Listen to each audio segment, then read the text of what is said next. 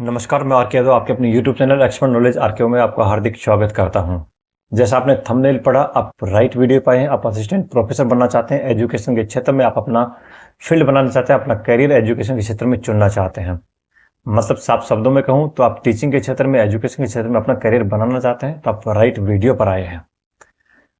बात करूं जैसे प्रोफेसर जिसको को बनना है, वो उन लोगों के लिए एक कैरियर पाथ है। रिगार्डिंग कैरियर पाथ है, मतलब एक बहुत अच्छा शानदार कैरियर पाथ है, जो जिनको एजुकेशन के क्षेत्र में फैशन हो, उसमें जाने का जज्बा हो, रिसर्च के क्षेत्र का फैशन हो, उसमें जाने का जज्बा हो, और सोसाइटी के इंटेलेक्चुअल डेवलपमेंट में अपना कंट्रीब्यूट करना हो। साफ शब्दों में कहूँ तो सोसाइटी के इंटेलेक्चुअल मतलब बुद्धिमत्ता में यदि आपको अपना योगदान देना है, यदि आपका अपना योगदान देना है, आपको लगता है कि मेरे बुद्धिमत्ता से लोगों की भी बुद्धि बढ़े, या मैं कुछ मतलब अपना अपना योगदान मैं कुछ देना चाहता हूं, तो आपके लिए असिस्टेंट प्रोफेसर बहुत बढ़िया, बहुत शानदार, एक रेस्पेक्टेबल, एक रेपुटेबल नौकरी है। आपका भी ड्रीम है कि मुझे असिस्टेंट प्रोफेसर बनना है, एजुकेशन क्षेत्र में जाना है, तो इस वीडियो में हम कंप्लीट देखिएगा। वीडियो में हम आपको बताएंगे कैसे आपको एक असिस्टेंट प्रोफेसर बनना है, इसकी क्वालिफिकेशन क्या है, वर्क प्रोफाइल क्या है, सैलरी या पेमेंट कितना मिलता है, स्किल रिक्वायरमेंट क्या क्या होती है, प्रमोशन क्या है, लाइफ स्टाइल क्या होती है, फैमिली पर इफेक्ट क्या होता है, वर्क बैलेंस क्या होता है, और हम कैसे बने, और नौकरी यदि कोई आदमी कर रहा है, कोई सर्विस कर रहा है, तो वो कैसे बने। वीडियो शुरू करने से पहले आपसे एक रिक्वेस्ट रहेगी कि वीडियो पसंद आए तो वीडियो को लाइक करिएगा, चैनल को सब्सक्राइब करिएगा और जरूरतमंद को शेयर करिएगा। बात करता हूं सबसे पहले इसके वर्क प्रोफाइल की। जैसे इसके नाम से पता, असिस्टेंट प्रोफेसर हिंदी में सहायक आचार्य बोलते हैं। इस वीडियो में अब आपको मोस्टली जगह प्रोफेसर ही बोलूंगा, तो आप समझ जाइए कि असिस्टेंट प्रोफेसर की बात हो रही है। कॉलेज या यूनिवर्सिटी में आपको 5 तरह के काम करने होते हैं। सबसे मोटा और सबसे महत्वपूर्ण काम आपको लेक्चरिंग का होता है, मतलब अपना जो स्पेसिफिक जो सब्जेक्ट है उसका लेक्चर देना है, और एकेडमिक पर्पज से स्टूडेंट को मोटिवेट करना है, आपको गाइड करना है। सेकेंड काम होता है रिसर्च का। रिसर्च आपको कंडक्ट करनी है, कंडक्टिंग रिसर्च का काम होता है, और पेपर पब्लिशिंग का काम होता है। थर्ड नंबर बात मेंटरिंग का काम होता है कि एडवाइस और मेंटरिंग दोनों आपको करना है स्टूडेंट की, एकेडमिक पर्पज से, कैरियर पर्पज से, और पर्सनल डेवलपमेंट की तरफ से आपको अपने स्टूडेंट का मेंटर बनना है। चौथा, आपको करिकुलम डेवलपमेंट करना है। आपके जिस सब्जेक्ट के आप असिस्टेंट प्रोफेसर हैं, जिस सब्जेक्ट का आप काम कर रहे हैं, उस सब्जेक्ट के रिगार्डिंग जितनी भी लोअर क्लास है, फर्स्ट या 10th या 12th तक, इसके करिकुलम जो सब्जेक्टिव जो सिलेबस होता है, सब्जेक्टिव करिकुलम होता है, उसमें जो फिलहाल जो करंट ट्रेंड है, इसके हिसाब से आपको उसमें अपडेट करना होता है, अपना योगदान उसमें देना होता है। और लास्ट फाइनल बात करो तो एडमिनिस्ट्रेशन ड्यूटीज होती है। बहुत सी एडमिनिस्ट्रेशन लेवल पे कमेटी बनती है, उनका आपको मेंबर बनना है, उनका हेड बनना है। इसके अलावा आपको इंस्टीट्यूशनल गवर्नेंस में आपको अपना सहायता देनी है, मतलब आप कैसे कैसे प्रशासन को आप चलाएंगे, कैसे आप कॉलेज चलाएंगे, इसमें आप अपना योगदान देना है। इस तरह पर टोटल 5 काम हो गया। आपका लेक्चर का हो गया, रिसर्च का हो गया, मेंटरिंग हो गया, करिकुलम डेवलपमेंट हो गया, और एडमिनिस्ट्रेशन ड्यूटीज होगी। इसके सेकंड बात करता हूँ एज क्राइटेरिया। इसमें क्या होता है, असिस्टेंट प्रोफेसर बनने के लिए क्या एज क्वालिफिकेशन होनी चाहिए। 99% कॉलेज यूनिवर्सिटी कहीं कोई एज क्राइटेरिया नहीं रखती है। बहुत एक आध % जो रखती है वो 40 साल रखती है। उसमें भी आपको SC ST OBC PWD handicap वगैरह को छूट मिलती है, 10 साल तक की छूट है इनमें। तो आप एज की तो टेंशन ना ही लें, एज आपका हो जाएगा, कहीं कोई इशू नहीं है। अब बात करता हूँ इसमें क्वालिफिकेशन क्या होनी चाहिए। सबसे पहले बात करता हूँ 10th के बाद में आपको डिसाइड कर लेना है, या एट लास्ट 12th के बाद आपको डिसाइड ही करना है कि मुझे असिस्टेंट प्रोफेसर बनना है, एजुकेशन के क्षेत्र में मेरा कैरियर बनाना है। तो आप 12th में वही सब्जेक्ट होना चाहिए जो सब्जेक्ट में आप असिस्टेंट प्रोफेसर बनना चाहते हैं, मतलब आपके चॉइस का सब्जेक्ट। सेकंड बात करूँ तो आप अंडर ग्रेजुएट मतलब ग्रेजुएशन जब हम करते हैं तो उसमें आपका वही एक सब्जेक्ट तो जरूर होना चाहिए जिसका आप असिस्टेंट प्रोफेसर बनना चाहते हैं। उसके अलावा आपका मास्टर डिग्री, आप चाहे MA करें, चाहे MSc करें, MCOM करें, MPhil करें, MTech करें, MBA करें, MS करें, LLM करें, कोई भी मास्टर डिग्री हो, उसमें वो सब्जेक्ट होना चाहिए जिसके आप असिस्टेंट प्रोफेसर बनना चाहते हैं, उस सब्जेक्ट से आपको मास्टर डिग्री होनी चाहिए। अब मास्टर डिग्री में मिनिमम मार्क आपका 55% हो गया, 55% फॉर UR। अनरिजर्व कैटेगरी के लिए आपका 55% हो गया, और बाकी SC ST OBC PWD के लिए आपका 50% हो गया। ये मार्क्स आप चाहे असिस्टेंट प्रोफेसर के लिए लगा लो, या UGC नेट जो एग्जाम होता है उसमें भी यही मार्क चाहिए, उस एग्जाम के बिना आप नेट का एग्जाम नहीं दे सकते। तो आपकी 55% है, कैटेगरी वालों की 50% है, तो ही आप असिस्टेंट प्रोफेसर बन सकते हैं। सेकंड बात करता हूँ इसमें नेट क्वालिफाई होना चाहिए, सेट या सेलेक्ट क्वालिफाई होना चाहिए। नेट बोले तो नेशनल एलिजिबिलिटी टेस्ट, सेट बोले तो स्टेट एलिजिबिलिटी टेस्ट, और सेलेक्ट बोले तो SLET state level eligibility test. आपको क्वालिफाई होना चाहिए, कोई भी एक इसमें से आप क्वालिफाई आपका होना चाहिए। नेट की बात करता हूँ, यूजीसी लेती है, कई बार CSIR भी लेती है। यूजीसी बोले तो union grant commission, university grant commission, और CSI counselling for of scientific and industrial research. कोई भी आपका नेट क्वालिफाई इनमें से होना चाहिए। अब बात करता हूँ, ये दोनों मैंडेटरी है, मास्टर डिग्री और आपका नेट, सेट या सेलेक्ट क्वालिफाई मैंडेटरी है। इसके अलावा बात करता हूँ ऑप्शनल, जो कि आपका बहुत बहुत योगदान देता है असिस्टेंट प्रोफेसर बनने में। उसमें थर्ड नंबर आता है PhD, डॉक्टर ऑफ फिलोसफी बोलते हैं। PhD एक कैटलिस्ट का काम करता है, जैसे हम आग में घी का काम करता है, उसकी क्रिया को बढ़ा देता है, उत्प्रेरक बोलते हैं साइंस की भाषा में, या कैटलिस्ट बोलते हैं। उसकी प्रतिक्रिया को बढ़ा देता है, लेकिन ये मैंडेटरी नहीं है, लेकिन बहुत बहुत एडवांटेज इसका होता है। चौथा पर रिसर्च एक्सपीरियंस, यदि आपने रिसर्च किया है किसी भी क्षेत्र में, आपका कोई रेपुटेटेड कोई जर्नल में आपका रिसर्च छपा हुआ है, या फिर आपका कोई भी नेशनल या इंटरनेशनल लेवल पे कोई कॉन्फ्रेंस हुई है एजुकेशन रिगार्डिंग, यदि आपने पार्टिसिपेट किया है, हाईली वैल्यूड चीजें ये। पांचवा है टीचिंग एक्सपीरियंस, यदि आपने नेट JRF करने के बाद में आपने कोई टीचिंग एक्सपीरियंस आपके पास, स्कूल में पढ़ाया हो, लेक्चरर में पढ़ाया हो, कॉलेज में पढ़ाया हो, कहीं भी आपने पढ़ाया तो बहुत बहुत योगदान देता है। टोटल 5 क्वालिफिकेशन है, मास्टर डिग्री और नेट क्वालिफाई, दोनों मैंडेटरी है। इसके अलावा PhD, रिसर्च एप्टीट्यूड आपका, और टीचिंग एक्सपीरियंस, ये आपका मैंडेटरी नहीं, ऑप्शनल है, लेकिन बहुत हाईली वैल्यूड है, बहुत योगदान देता है। बताऊंगा आपको आगे कि किस तरह आपको योगदान देगा। प्रमोशन की बात करूं, असिस्टेंट प्रोफेसर के 6-7 साल बाद आप फुल प्रोफेसर बन सकते हैं। इसके बीच में कई इंस्टीट्यूट में, जैसे एम्स दिल्ली की बात करता हूं, एक एसोसिएट प्रोफेसर का भी, एडिशनल प्रोफेसर भी है, जो कि असिस्टेंट प्रोफेसर और फुल प्रोफेसर के बीच में होता है, एसोसिएट प्रोफेसर। प्रमोशन है, यदि आपके पास PhD नहीं है तो सिर्फ और सिर्फ आप असिस्टेंट प्रोफेसर ही रह जाएंगे। यदि आपके पास PhD है तो आप असिस्टेंट प्रोफेसर के बाद में associate professor, full professor, senior professor, dean और डायरेक्टर तक आप जा सकते हैं। स्किल रिक्वायरमेंट की बात करता हूं तो आपका कम्युनिकेशन स्किल होना चाहिए, प्रेजेंटेशन स्किल आपका होना चाहिए, टीचिंग स्किल होना चाहिए, रिसर्च एबिलिटी आपकी होनी चाहिए, मेंटरशिप, स्टूडेंट की मेंटरशिप करने की एबिलिटी होनी चाहिए, और लीडरशिप एक्टिविटी आप में होनी चाहिए, लीडरशिप एबिलिटी आपके पास में होनी चाहिए।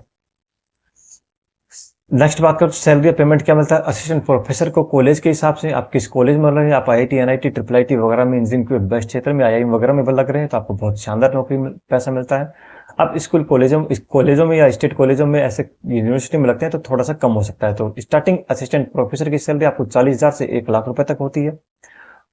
एसोसिएट प्रोफेसर की आपकी 80,000 से 1.5 लाख तक होती है, और फुल प्रोफेसर की 1 लाख से 2.5 लाख तक होती है। सीनियर प्रोफेसर की 1.5 लाख से 2,70,000 तक होती है।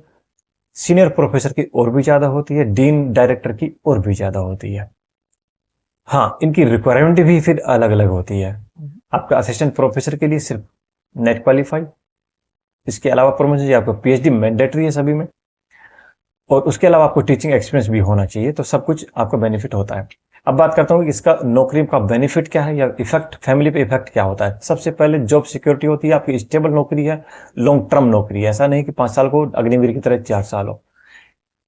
हाईली रेस्पेक्टेबल नौकरी है, कहीं भी जाएंगे क्या है, आप असिस्टेंट प्रोफेसर है, बस नाम ही काफी है आपका।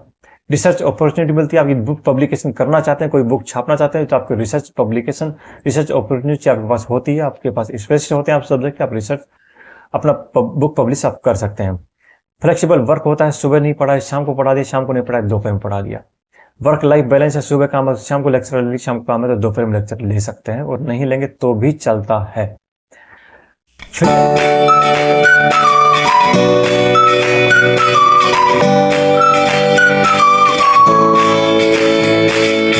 फैमिली, आपका चिल्ड्रन, आपका परिवार, आपका माहौल एकदम एजुकेशन वाला रहेगा, एकदम सुपर डुपर आपकी फैमिली रहेगी। फैमिली एजुकेशन के हिसाब से बहुत ग्रो करेगी। कहते हैं कि यदि परिवार में एक आदमी पढ़ लेता है तो 7 पीढ़ियों को पढ़ा देता है, उसमें से बहुत बड़ा योगदान असिस्टेंट प्रोफेसर आप बन गए तो टीचिंग ही टीचिंग है फिर परिवार में। अब बात करता हूँ कैसे बने, हाउ टू बिकम, कैसे बने हम असिस्टेंट प्रोफेसर। अंडर ग्रेजुएट आपको करना है, 3 साल लगेगा। पोस्ट ग्रेजुएशन करना है, 4 साल लगेगा, 5 साल लगेगा, मतलब 3 और 2 5 हो गया, टोटल 5 हो गया। नेट सेट सेलेक्ट आपको एग्जाम देना है, 1 साल उसमें लगा लो, 6 साल, मतलब काफी टाइम बेशक लगता है, लेकिन आपका टारगेट हुआ है तो आप 101% बन जाएंगे। अब बात आती है कि रिसर्च या पीएचडी हम कैसे करें, तो आपको जाना चाहिए आईआईटी में। बहुत से लोगों को नहीं पता, आईआईटी जैम का एक एग्जाम होता है, Indian Institute of Technology joint entrance exam test for masters. JAM होता है joint entrance test of masters, JAM। ये होता है मास्टर डिग्री कोई भी हो उस करवाता है, आईआईटी मास्टर डिग्री भी करवाती है, चाहे आर्ट बैकग्राउंड आपका आर्ट का हो, कॉमर्स का हो, साइंस का हो, चाहे एग्रीकल्चर का हो, किसी भी सब्जेक्ट का आपका बैकग्राउंड हो, ये मास्टर डिग्री करवाता है। और master degree PhD dual degree भी करवाता है, उसमें एडिशन होता है, जैम के थ्रू आप जा सकते हैं। जैसे बहुत सी college, mostly college IIT JAM के हिसाब से लेती हैं, बाकी बहुत सी college CAT common admission test होता है, मोस्टली एमबीए के लिए होता है, लेकिन बहुत सी कॉलेज इसके हिसाब से भी लेती हैं, और कोई गेट के हिसाब से लेती हैं, graduation aptitude test in engineering, उसके स्कोर के हिसाब से भी आपका एडमिशन लेती हैं मास्टर डिग्री में और पीएचडी में। तो आईआईटी में आप जा सकते हैं, आपको एकदम माहौल पढ़ाई का मिलेगा, आपका रिसर्च का कहीं कोई इश्यू नहीं है, बुक पब्लिशन का कहीं कोई इश्यू नहीं है, रिसर्च आपकी जर्नल में पब्लिश हो जाएगी, कहीं मतलब इतना इश्यू नहीं है, क्योंकि आपका मेंटर भी आपका बहुत अच्छा रहेगा। आईआईटी में पढ़ाने वाला टेंशन ही नहीं है, जब पढ़ने वाले में इतना दम होता है तो पढ़ाने वाला है तो बात ही अलग है। अब बात करता हूँ प्रोसेस की। यूजीसी नेट आपको करना है, नेट JRF क्वालिफाई है, शानदार बात है। मास्टर डिग्री आपके पास में होना चाहिए, लेकिन बहुत सी कॉलेज है, मोस्टली 90% तो सिर्फ यूजीसी का आपका जो ये नेट का आपका जो स्कोर है उसके हिसाब से इंटरव्यू लेती हैं डायरेक्ट। लेकिन बहुत से जैसे राजस्थान हो गया, आंध्र प्रदेश हो गया, ये स्टेट अपना एक रिटन टेस्ट भी लेते हैं। जैसे राजस्थान की बात करता हूँ तो 150 क्वेश्चन आपका सब्जेक्ट का आएगा, 50 क्वेश्चन आपको राजस्थान की जीके आएगी, और 24 नंबर का इंटरव्यू आता है। इस तरह 224 नंबर पर आपके क्वालिफाई मेरिट लिस्ट दोनों पे बनती है, टेस्ट और इंटरव्यू पे। अब बहुत सी जो इंस्टीट्यूट है जो अपना खुद का रिटन टेस्ट लेती है, टीचिंग प्रेजेंटेशन लेती है, डेमोस्ट्रेशन लेती है और इंटरव्यू लेती है। जैसे कुछ इंजीनियरिंग इंस्टीट्यूट ने, जैसे IIT, NIT, IIIT वगैरह, ये आपका नेट क्वालिफाई हो या नहीं हो, आपका पीएचडी मैंडेटरी मांगते हैं, पीएचडी आपका होना चाहिए, और कुछ पीएचडी प्लस नेट दोनों मांगते हैं, कुछ सिर्फ पीएचडी मांगते हैं। सिर्फ अकेले नेट से उसमें असिस्टेंट प्रोफेसर आप नहीं बन सकते, आपका नेट हो या ना हो पीएचडी जरूरी है, कुछ में पीएचडी प्लस नेट क्वालिफाई आपका जरूरी है। अब बात करो तो ये आपका मिनिमम क्वालिफिकेशन आपको नेट हो गया, आप नेट करके बैठ जाए घर पे आपका असिस्टेंट प्रोफेसर हो जाएगा, नहीं होगा। क्यों? कि जितने नेट पीएचडी या नेट क्वालिफाई करते हैं उतनी असिस्टेंट प्रोफेसर की वैकेंसी हर साल नहीं निकलती है, इसलिए आपके पास एक्स्ट्रा स्किल रिक्वायरमेंट होनी चाहिए। जैसे आपने नेट किया हुआ है, इसके बाद या तो आप पीएचडी करिए, एमफिल करिए, अन्यथा आप टीचिंग एक्सपीरियंस लीजिए। इन दोनों का आपका जब असिस्टेंट प्रोफेसर की वैकेंसी निकलती है बहुत बड़ा योगदान होता है। मैं अभी मार्क्स के हिसाब से अभी बताने वाला हूं किस तरह आपका योगदान होता है पीएचडी का या टीचिंग एक्सपीरियंस का। अब बात करता हूं कि या तो मान लो डायरेक्ट आपको इंटरव्यू के लिए बुलाया है, तो किस क्राइटेरिया के साथ बुलाते हैं। मान लो आपकी 100 सीट है, आप 1000 पोस्टें हैं वहां पे, तो किस क्राइटेरिया के साथ बुलाते हैं, या फिर आपने रिटन टेस्ट दे दिया उसके बाद में आप इंटरव्यू के लिए किस हिसाब से बुलाते हैं। बात करता हूँ यूनिवर्सिटी की पहले, उसके बाद बात करूंगा कॉलेज की। मतलब यूनिवर्सिटी में असिस्टेंट प्रोफेसर बनना है तो उसके आपको ग्रेजुएशन में उसके किस किस में आपको नंबर एक्स्ट्रा बोनस मिलता है। आपका ग्रेजुएशन में 80% से ऊपर आपको 15 नंबर एक्स्ट्रा मिलता है। यदि 60 से 80 में 60 से 80 आपको 13 नंबर मिलता है। 55 से 60 में आपको 10 नंबर मिलता है। 45 से 55 आपकी परसेंटेज है ग्रेजुएशन में तो आपको 5 नंबर मिलता है। पोस्ट ग्रेजुएशन में इसलिए मैं कह रहा था कभी देखो 80 से ऊपर आपको 15 नंबर है, 45 से 55 आपको 5 नंबर, मतलब 10 नंबर का तो फर्क यही हो गया, और यही फर्क आगे आगे दिखेगा भी। इसलिए कहता हूँ यदि आपको असिस्टेंट प्रोफेसर बनना है तो +2 या 11th 12th या तुरंत बात तो आपको डिसाइड करना ही पड़ेगा, मुझे ये असिस्टेंट प्रोफेसर बनना है। पोस्ट ग्रेजुएशन बात करूँ 80 से ऊपर आपकी परसेंटेज आपको 25 नंबर मिलता है, 60 से 80 आपको 23 नंबर मिलता है, 55 से 60 आपको 20 नंबर मिलता है, और कैटेगरी हो तो 50 से 60 में आपको 20 नंबर मिलता है। मिनिमम क्वालिफिकेशन 55 परसेंटेज है, लेकिन कैटेगरी होता है आपको 50 से 60 में आपको 20 नंबर मिलता है। एमफिल है आप तो 60 से ऊपर परसेंटेज आपको 7 नंबर मिलता है, 55 से 60 आपको 5 नंबर मिलता है। पीएचडी आपको 30 नंबर एक्स्ट्रा मिल रहा है। एक नेट क्वालिफाई है सिर्फ, और एक पीएचडी किया हुआ है आपको 30 नंबर मिलता है। नेट वाले को सिर्फ 5 नंबर मिलता है, बताता हूँ अभी। पीएचडी वाले को 30 नंबर मिलता है, नेट जीआरएफ के साथ किया हुआ को 7 नंबर मिलता है, सिर्फ नेट किया हुआ को 5 नंबर मिलता है। सेलेक्ट या सेट का एग्जाम दिया हुआ स्टेट वाला एलिजिबिलिटी टेस्ट वाला तो 3 नंबर मिलता है। रिसर्च पब्लिकेशन आपका कहीं कोई हुआ है तो 2 नंबर एक पब्लिकेशन को मिलता है, मैक्स आपको 10 नंबर मिल सकता है। टीचिंग एक्सपीरियंस से यदि आपको मैक्स 10 नंबर मिलता है, 1 साल के लिए आपको 2 नंबर मिलता है। यदि कोई अवार्ड नेशनल इंटरनेशनल अवार्ड लिया हुआ है तो आपको 3 नंबर मिलता है, और स्टेट अवार्ड लिया हुआ आपको 2 नंबर मिलता है। अब बात करता हूँ कॉलेज में, यदि आपको असिस्टेंट प्रोफेसर बनना है तो इंटरव्यू के लिए यदि वो कॉल करते हैं तो शॉर्ट लिस्ट करते हैं कैंडिडेट, उसको किस हिसाब से करते हैं, कैसे बोनस नंबर मिलता है। ग्रेजुएशन के लिए आपको 80% या उससे ऊपर आपको 21 नंबर मिलता है, 60 से 80 आपको 19 नंबर मिलता है, 55 से 60 आपको 16 नंबर मिलता है और 45 से 55 आपको 10 नंबर मिलता है। पोस्ट ग्रेजुएशन आपको 80 से ऊपर आपको 25 नंबर मिलता है, 60 से 80 आपको 23 नंबर मिलता है, 55 से 60 या 50 से 60 में आपको 20 नंबर मिलता है। 50 बोले तो कैटेगरी का, 55 बोले तो अनरिजर्व कैटेगरी का, उससे 60 तक आपको है तो 20 नंबर मिलता है। एमफिल किया हुआ आपको 60 से ऊपर 7 नंबर मिलता है, 55 से 60 आपकी परसेंटेज आपको 5 नंबर मिलता है। पीएचडी का यहाँ आपको 25 नंबर मिलता है, इस कॉलेज में पीएचडी का 25 नंबर है। नेट जीआरएफ के साथ में आपको 10 नंबर मिलता है, सिर्फ नेट किया हुआ आपको 8 नंबर मिलता है। सेट या सेलेक्ट का एग्जाम दिया हुआ है तो 5 नंबर मिलता है। रिसर्च पब्लिकेशन आपको किया हुआ है तो 2 नंबर, एक रिसर्च पब्लिकेशन के लिए 2 नंबर, मैक्स आपको 6 नंबर मिलता है। टीचिंग एक्सपीरियंस से आपको 2 नंबर 1 साल का मिलता है, टोटल मैक्स 10 नंबर मिल सकता है। और अवार्ड में वही नेशनल अवार्ड या इंटरनेशनल अवार्ड आपको 3 नंबर मिलता है, स्टेट का अवार्ड आपको 2 नंबर मिलता है। अब बात करता हूं कि यदि आप नौकरी कर रहे हैं तो आप किस तरह असिस्टेंट प्रोफेसर बने, क्योंकि आपका तो सिर्फ मास्टर डिग्री भी नहीं हुई है लगभग। सबसे पहले इग्नू सबसे शानदार है। इग्नू आपका लगभग 10,500-11 हजार रुपए में आपका मास्टर डिग्री करवा देगा। मास्टर डिग्री आप करिए 2 साल की। मास्टर डिग्री करने के बाद में आप नेट का एग्जाम दीजिए, आप क्वालिफाई करिए, उसके बाद असिस्टेंट प्रोफेसर तक तो आप बन सकते हैं। लेकिन आपको पीएचडी भी करना है तो इंडिया के किसी भी कोने में चले जाइए, डिस्टेंस मोड से कहीं कोई पीएचडी नहीं करवाता है। यदि कोई पीएचडी करवा रहा होता डिस्टेंस मोड से, आज मैं राजेंद्र कुमार यादव नहीं, डॉक्टर राजेंद्र कुमार यादव होता।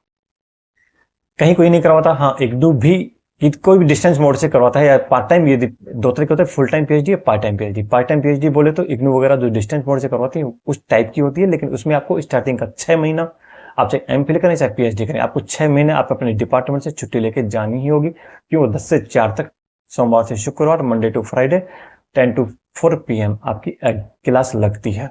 स्टडी सेंटर जो आपका होता है इग्नू का, वहां आपकी क्लास लगती है, इसलिए वहां पार्ट टाइम पीएचडी आप कर सकते हैं। फुल टाइम सर्विस वाला नहीं कर सकता, सर्विस वाला पार्ट टाइम कर सकते हैं, उसमें आपको 6 महीने आपको छुट्टी लेनी पड़ेगी, बशर्ते आपका डिपार्टमेंट उसके लिए एनओसी दे, एनओसी वहां जमा करानी पड़ेगी और छुट्टी लेनी पड़ेगी। तो आप उसके पीएचडी कर सकते हैं, नेट तो कर ही सकते हैं कम से कम, तो आप असिस्टेंट प्रोफेसर तो बन सकते हैं। उसके अलावा आप पीएचडी करते हैं, यदि 6 महीना छुट्टी मिलती है तो पीएचडी भी कर सकते हैं और असिस्टेंट प्रोफेसर आप बन सकते हैं। नेट वाला कोई ऐसा इश्यू नहीं है, हो जाता है। हाँ, जीआरएफ का 1.5-2% पास होता है, थोड़ा सा टफ होता है, लेकिन नेट इतना टफ नहीं होता है। ये था असिस्टेंट प्रोफेसर बनने की कहानी। आपको यदि पसंद आई हो तो लाइक करिएगा, चैनल को सब्सक्राइब करिएगा। कहीं कोई इश्यू हो, नेट जीआरएफ के रिगार्डिंग हो, असिस्टेंट प्रोफेसर के रिगार्डिंग हो, पीएचडी के रिगार्डिंग हो, नौकरी वाला किस तरह नेट जीआरएफ कर सकता है, असिस्टेंट प्रोफेसर बन सकता है, उसके रिगार्डिंग यदि कोई क्वेश्चन हो कमेंट बॉक्स में जरूर लिखिएगा। वीडियो यहाँ तक देखा, दिल की गहराई से बहुत बहुत हार्दिक धन्यवाद। जय हिंद, जय भारत।